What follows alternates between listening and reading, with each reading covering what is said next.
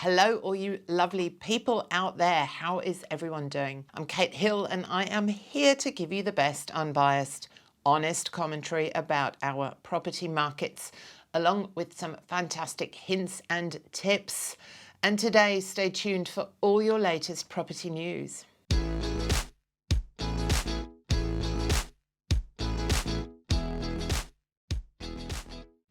There is no immediate end in sight to the current housing supply shortage, with Australian Bureau of Statistics figures showing that building approvals fell in September. There was a 5.8% drop in the total number of approved dwellings in September, compared with the previous month, with the total number of approvals now 13% below the same period last year. The biggest drop in approvals was in South Australia, which was down 19% during the month, followed by Tasmania, which was down 11%, Western Australia down 9%, New South Wales down 9%, and Queensland down 6%. Victoria was the only state to record an increase, with its approvals up 3.4% in September.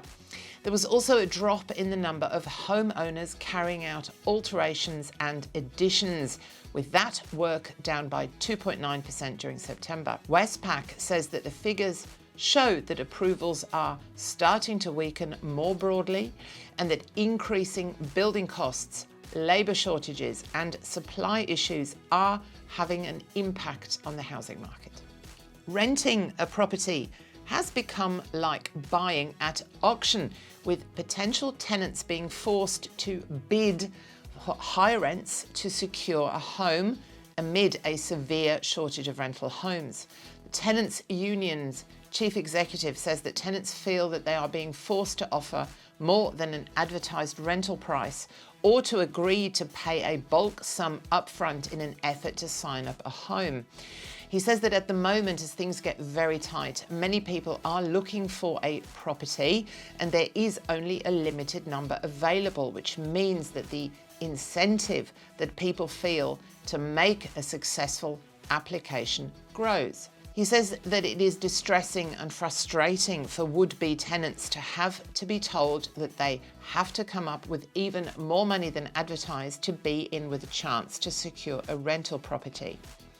He says that some property managers are calling potential tenants to see if they are wanting to offer above the asking rent. Vacancy rate statistics recently released by Domain are revealing that finding a rental property in Australia has never been harder, with all capital cities classified as a landlord's market. The national vacancy rates now sits at 0.8%, which is the tightest market ever on record, compared to a vacancy rate of 1.5% last year, which was already super low. Adelaide still has the lowest rate at 0.2%. Sydney and Melbourne sit at 1% and 1.1% respectively. Now, this aligns with the record-breaking streak of asking rents after the longest stretch of continuous rental price growth on record. Nationally, vacant rental listings are 48.2% lower annually and are down across most of the capital cities. The rental market continues to operate in a landlord's one, with the number of rental listings falling for the 6th month in a row to its lowest point on record.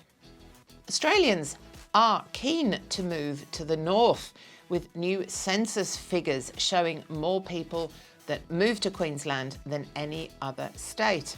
The Australian Bureau of Statistics census data shows that there was a net gain of more than 100,000 people in Queensland in the 5 years to 2021. Many of those came from New South Wales, with it recording the biggest net loss of population in Australia of 102,000 people. At the same time, Victoria lost about 10,000 people, while Tasmania increased its population by 15,000 and the ACT by 10,000. Those who didn't move states tended to move to regional areas with 160,000 people leaving Australian capital cities, as that working from home became easier and more desirable in our recent years. The ABS says that affordability was a big issue, and they think that this data suggests that people are moving for housing suitability and affordability as well as employment opportunities, and then settling down later in life.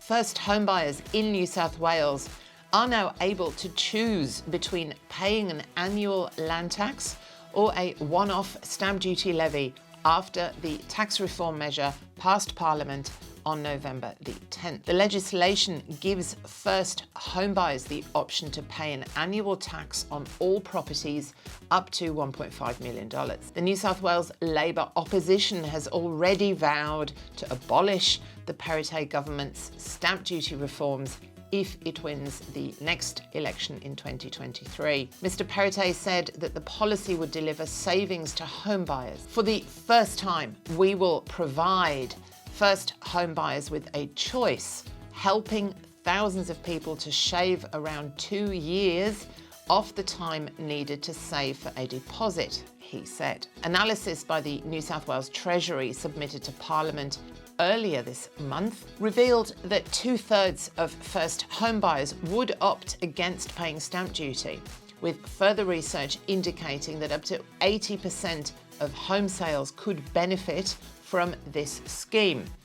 Treasury has estimated that half of all owner-occupiers sell their properties within 10.5 years, while 2/3 of owner-occupiers sell their properties within 20 years. Over the next 4 years, the New South Wales government has allocated over $700 million to the first home buyer choice scheme. Those choosing the annual tax will pay the equivalent of the upfront stamp duty after 21 years to 63 years, depending on the purchase price. These changes will make it easier for first home buyers to enter the market, and the choice for most will be a no-brainer decision, he said.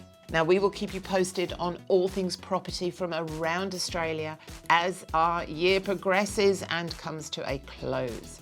Don't forget to hit the subscribe and like button if you are enjoying all the free content, and I will see you all again very, very soon. Bye.